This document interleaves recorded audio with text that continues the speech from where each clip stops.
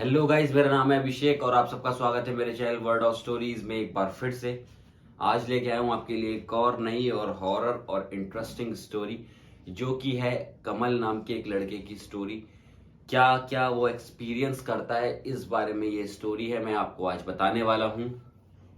तो बिना time waste करे स्टोरी को स्टार्ट करते हैं। स्टोरी को स्टार्ट करने से पहले अगर आपने वीडियो को लाइक नहीं किया है तो वीडियो को लाइक करें, चैनल को सब्सक्राइब करें, बेल आइकन जरूर दबाएं, अपने भाई को इंस्टाग्राम पे फॉलो कर ले, लिंक यहाँ दे रखा है।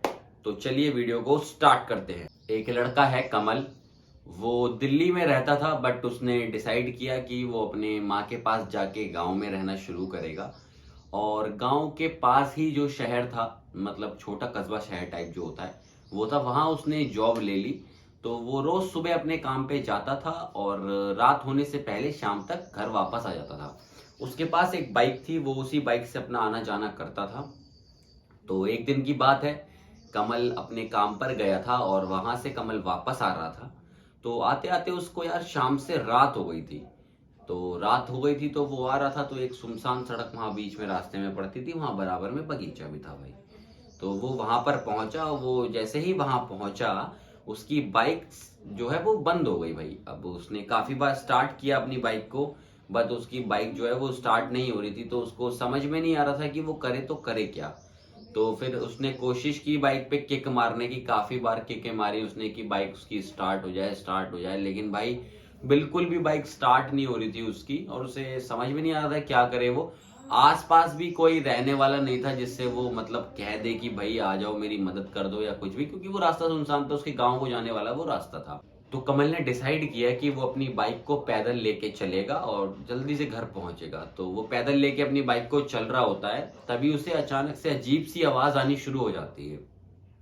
वो बहुत ज्यादा डर जाता है बट थोड़ा बाइक को पकड़ के तेज चलने लगता है। फिर वो फिर से उसे वो आवाज दोबारा से रिपीट होती है। तो अब फाइनली वो क्या करता है, अपनी बाइक को ऐसे ही छोड़ देता है और भाई भाग दौड़ लगाना शुरू करता है। तेज भागता है, बहुत तेज भागता है। भागते भागते क्या होता है, वो ठोकर खा के गिर जाता है। अब जैसे ही वो गिरता है, उसके पास ऐसे करके एक हाथ आता है जो उसे उठाने की कोशिश करता है। उसे इतना अंधेरा हो रहा होता है कि उसे सिर्फ हाथ ही दिखता है बस, और कुछ नहीं दिखता। बट कमल खुद हिम्मत करके अपने आप उठ जाता है और कमल पूछता है कि तुम कौन हो। तो उधर से मुझे आवाज आती है कि मैं एक भटकती हुई आत्मा हूं जो इस बगीचे में रहती हूँ, क्योंकि भागते भागते वो बगीचे तक पहुंच गया था अंदर। तो जैसे ही कमल ये सुनता है, कमल की सांसें उखड़ने लगती हैं और बहुत ज्यादा वो भयभीत रहता, बहुत डर लगता है उसे। तो कमल कहता है बिना कुछ सोचे कुछ भी समझे, कमल बोलता है कि मुझे जाने दो, मुझे घर जाना है। तो वो कहती है कि रुक जाओ अभी थोड़ी देर, फिर तुम चले जाना, कोई प्रॉब्लम नहीं है। और वो ये कहता है कि अच्छा तुम्हें क्या काम है बताओ, तो मुझे क्यों रोक रही हो। वो ये कहती है कि मैं बहुत दिन से अकेली हूँ और मुझे कोई नौजवान चाहिए, और तुम एक नौजवान हो, तो मैं इसलिए तुम्हें रोक रही हूँ, तुम यहीं रुको, मुझे नौजवान बहुत पसंद है और बहुत दिनों बाद तुम मुझे मिले हो, ठीक है। वो ये बोलती है। उसके बाद फिर कमल कहता है कि कमल और ज्यादा डर जाता है। फिर कमल बोलता है कि प्लीज मुझे जाने दो, मुझे जाना है, मेरे मम्मी जो है वो मेरा इंतजार कर रही है। तो वो ये कहती थोड़ी देर रुक जाओ फिर चले जाना। तो कमल कहता है नहीं, मुझे जाना है, मेरी मम्मी मेरा इंतजार कर रही है, प्लीज मुझे जाने दो। तो वो ये बोलती है कि नहीं, तुम अभी नहीं जा सकते। तो कमल कहता है ठीक है, क्या मुझे एक गिलास पानी मिलेगा। तो वो हंस के बोलती है हाँ सब मिलेगा, हाथ बढ़ाओ तुम्हें सब कुछ मिल जाएगा। कमल जैसे ही अपना हाथ बढ़ाता है, उसके हाथ में खून से भरा हुआ प्याला मिट्टी का आ जाता है अपने आप ही। अब जब खून को देखता है कमल, खून देख के वो नीचे फेंक देता है कमल। कमल जैसे ही नीचे फेंकता है वो हो जाती है गुस्सा। वो ये कहती है कि मैं तो खून ही पीती हूँ, तो मैं तुम्हें खून ही पिला सकती हूँ। अब तुमने खून फेंक दिया है तो मैं तुम्हारा खून पीऊंगी। ये सुन के कमल इतना डर जाता है फिर से बहुत ज्यादा। कमल फिर उठता है हिम्मत करके और दौड़ लगाना शुरू करता है।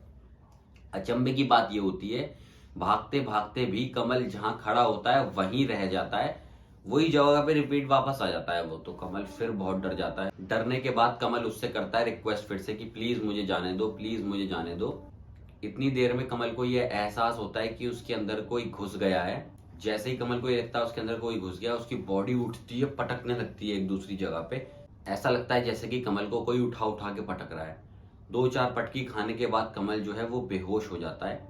और जैसे ही कमल की आंखें खुलती हैं, कमल पाता है कि वो अपने घर के अंदर होता है। तो सारे लोगों ने, गांव वालों ने उसे चारों तरफ से घेरा हुआ होता है और सब उसे देख रहे होते हैं कि ये कमल के साथ हुआ क्या है। सब आश्चर्यचकित होते हैं कि हुआ क्या, कमल ऐसे क्यों वहां पे पड़ा हुआ था। कमल उठता है और कमल किसी को कोई बात नहीं बताता। कमल बस ये पूछता है कि मैं माँ यहाँ पे कैसे आया। उसकी मम्मी कहती है कि तुम रात भर घर नहीं आए थे, तो हम लोग तुम्हें ढूंढने के लिए निकले थे, तो तुम वहां बेहोश पड़े हुए थे, तो हम तुम्हें वहां से उठा के घर लेके आए। लेकिन कमल ने अपने मन में जो बात थी वो किसी को नहीं बताई थी। कमल को बहुत ज्यादा डर लग रहा था कि वो क्या करे और कैसे अपनी मम्मी को बताया। उसने नहीं बताया, लेकिन यार कुछ दिन तक ना वो ऑफिस नहीं गया अपने और घर पे ही था। तो जब तक दिन रहता था तब तक तो बहुत वो ठीक रहता था, लेकिन जैसे ही रात होती थी फिर से उसे वो वाली रात, खूनी रात याद आ जाती थी और उसके होश उड़ जाते थे। सांसें मतलब उसकी तेज तेज होने लगती थी और शरीर जो था उसका ठंडा पड़ जाता था। बहुत ज्यादा उसे डर लग रहा था। एक दिन उसकी मम्मी ने डिसाइड किया कि बेटा चलो हम जो है लड़की देखने चलेंगे, तो लड़की वालों ने तुम्हें बुलाया है तो लड़की देखने चलते हैं। तो भाई कमल जो है लड़की देखने जाता है। अब वहां तो कमल पहुंच जाता है, लड़की वगैरह देख लेता है, उसका रिश्ता तय हो जाता है। रिश्ता तय होने के बाद वहां से आते हुए उसको हो जाता है फिर से लेट, फिर से रात हो जाती है, उसे फिर उस रास्ते से आना पड़ता है। वो चुड़ैल फिर से मिल जाती है उसे, जो भूतनी होती है। अब वो उससे ये बोलती है कि आज मैं तुम्हें नहीं जाने दूंगी। तो कमल कहता है कि मुझे जाने दो, मेरी शादी तय हो चुकी है और मुझे घर जाना है। तो आत्मा कहती है कि शादी तो मेरी भी नहीं हुई, मैं भी अकेली हूँ और तुम मुझे बहुत पसंद हो और मैं तुमसे ही शादी करूंगी, चाहे कुछ भी हो जाए, तुम्हें मुझसे शादी करनी ही होगी। कमल कहता है कि तेरा दिमाग माग खराब है क्या है, तुझे पता नहीं कि तू एक आत्मा है और मैं एक इंसान हूं, तो हम दोनों की शादी कैसे हो सकती है। तो आत्मा कहती है तो तुम्हें भी मरना होगा और मुझसे शादी करनी होगी। तो कमल इतना ज्यादा डर जाता है भाई। कमल फिर भागने की कोशिश करता है।